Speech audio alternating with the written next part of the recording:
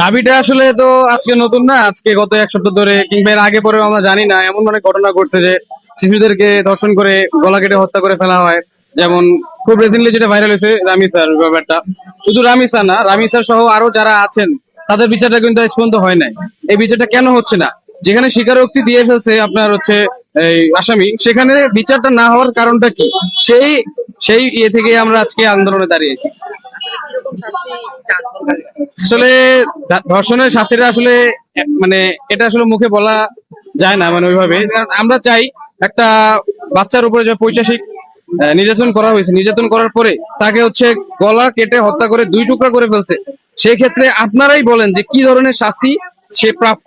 এবং তার সেই মানে ফাঁসিতে তো নর্মালি মানুষ মারা যায়, এটাতে তো তেমন কষ্ট হয় না। আমি চাই ও ওই তার চাইতেও পৈশাসিক ভাবে তার মৃত্যু হোক এবং সে সেটা যন্ত্রণা বুঝতে পারুক।